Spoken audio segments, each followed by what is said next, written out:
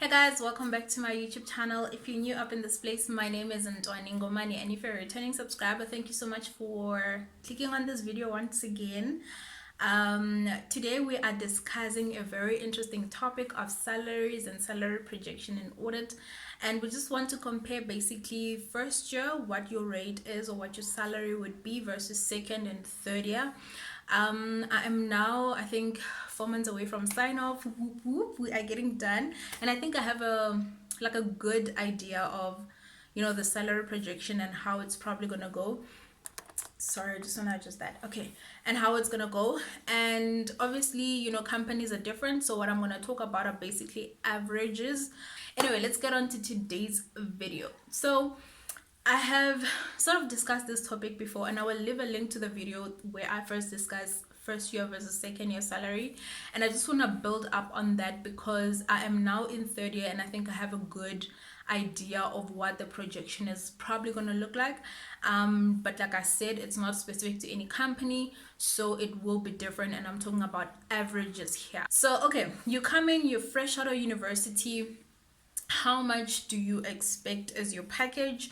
Or you may be right now at a stage where you're looking at training contracts and you want to decide which firm to go with. How much basically should you be expecting, and what is sort of the benchmark in the industry, right? So fresh out of university, you will probably land somewhere in the 200,000s. Some firms will be higher, some firms will be lower, but my average is 200,000. So you probably will start off at 200,000 rand per annum, which translates to about 16,000 rand per month gross. Remember guys, I'm only talking about gross figures here because obviously our deductions will differ. The tax, yes, will be the same. If I'm earning 16,000 and you're earning 16,000, our tax will obviously be the same, but we may have a different medical aid plan. You may be paying less, I may be paying more. So I'll just leave it on the gross, and then you guys can work out the net based on the deductions that your specific employer will have for you. So when you get your ITC results and you have passed, you will get an increment or an increase on your annual package, right? So the increase is based on a percentage of your annual package. That means it'll be an increased percentage on the 200,000. So what I've noticed mainly is that after ITC, trainees tend to range somewhere between 205,000 rand to 210,000 rand, and I'm gonna use the lower of the scale to 205, right? So when you get from that, you go on about 205,000 rand, and that's about, I think, 17 or so.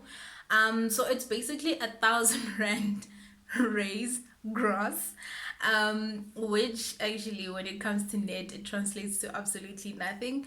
But you know what, beggars can be choosers, so it is what it is, right? So that's where you will sort of be for most of your first year. If you're on the higher paying end of the scale, you'll probably be at about 210,000 at that point, but generally first years would be at a range of about 200 in the 200,000s, right? So when the year ends and now you go into second year, obviously taking into account the fact that you're going into second year, you have more responsibility, you need to start managing first years, you're doing more difficult sections, you're having more technical discussions with the partners and the clients. You basically have more responsibility, and you are experienced now. You have 1 year experience, so then your salary will probably moved from around the 205,000 that I spoke about to about 240 on average. Some could be higher in the 250s, some could be lower in the 230s, but on average about 240,000 rand, and I think that translates to about 20,000 gross per month, which is not bad. Okay, which is not bad really. If you could live on 16,000 rand gross, you can definitely live on 20,000 gross, okay? So yeah, that's sort of where you'll be. But obviously, remember, guys, as your salary is increasing, the main goal here is not to increase your lifestyle, because ultimately you're still a trainee, you're not a CA, you haven't made the big bucks yet. And you know, there's sort of a general consensus that we don't have much responsibility, and I'm taking into account the fact that other people might actually have responsibilities like children, families, you know, their mom, they take care of their moms and whatnot. But I think the aim, as it was personally for me, was to keep my lifestyle at a minimum as much as I possibly can. But you will be at about 240,000 rand, which is about 20,000 rand gross. So you know, things should be looking good. You should be feeling better about your salary. Not that great, but better. I think I'll take 20 grand over 16 any day. Okay, cool. So you're in your second year, that's basically how much you will earn for the majority of your second year. And then obviously in second year, what happens is that you're getting more experience, you're getting more responsibility, and you are now studying towards your APC, right? And then at the end of your second year, you're probably going to write your APC, and you're probably going to get your results in maybe 3 months into your third year. And before you get your APC results, at the end of your second year, there will be another opportunity for a salary increase, obviously depending on the fact that you perform great, you get good ratings, you know, your managers are happy with you, and the company is happy to give you an increase. If you're not performing, guys, or you have problems with your managers, or you know, like you're just not delivering what you agreed to deliver and when you signed that training contract, then the company reserves the right to not give you an increase. It's not an automatic increase. It's not something that you have to get because you work there. You have to work towards the raise. Okay, you have to perform, you have to give good quality, good work ethic, all of that nice stuff. So at the end of your second year, you'll probably get a raise, and you will move from about 240 to about 300,000. So that's like a big jump. That's like a 60,000 rand increase per annum. So you'll probably go to about 300, some less, some more. Depends which company you're at. It depends on their salary or their remuneration strategy or package or policy like that. But on average, I think 300k. And yeah, 300k, that's a lot of money. That's a lot of money. That's about what, 25,000 rand gross. I'm literally just thinking about it in my head. You guys correct me if I'm wrong, but it's about 35 or so. 25, sorry, 25,000, 35, 25,000 rand. And yeah, that's sort of where you will be in your third year without APC. So that's before your APC results come out, right?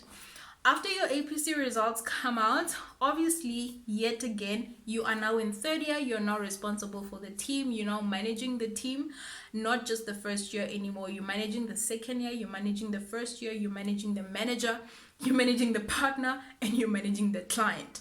Okay, so you're basically like the cornerstone of the engagement or the audit, or you know, like, yeah, the work.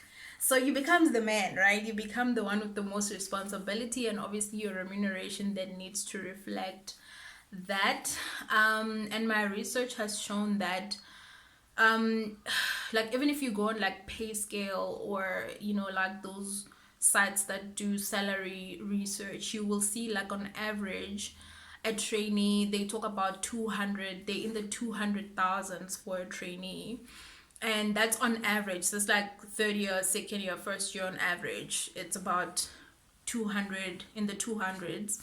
But obviously as the higher you go, the better or the more salary you get. So when you pass your APC, you will get a salary raise again.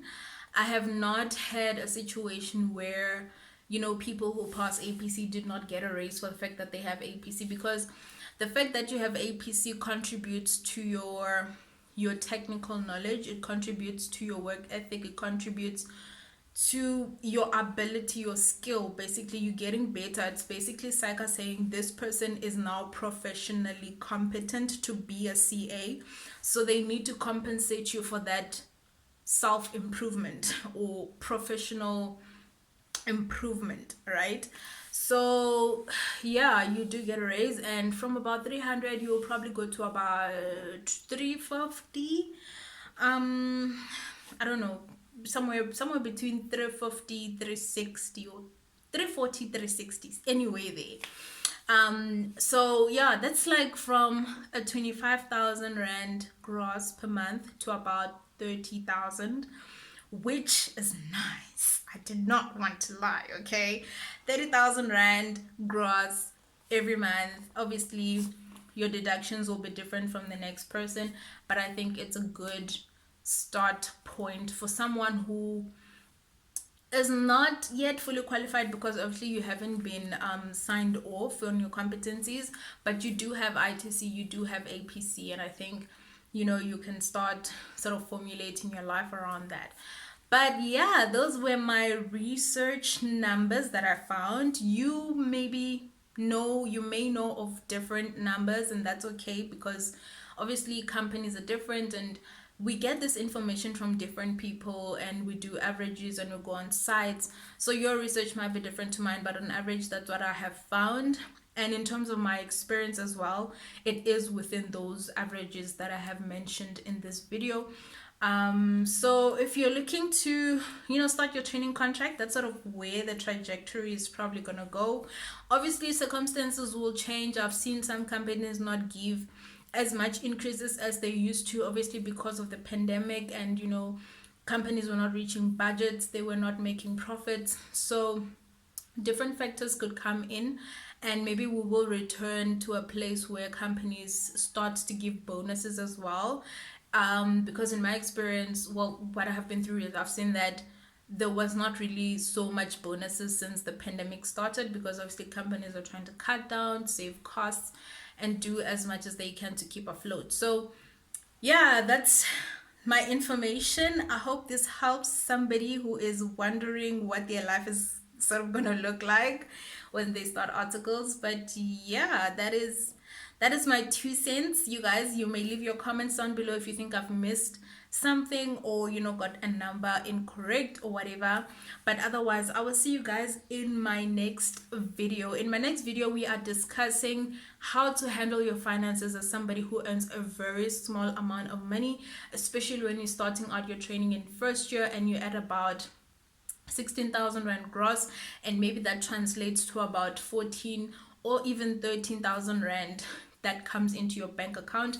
We're going to be discussing how you should manage that money in terms of saving, in terms of investing, because we need to gather those skills. We need to get those skills right from the beginning before you start making your 40,000s when you're now qualified chartered accountant. I love you guys, and I'll see you guys in my next video. Bye.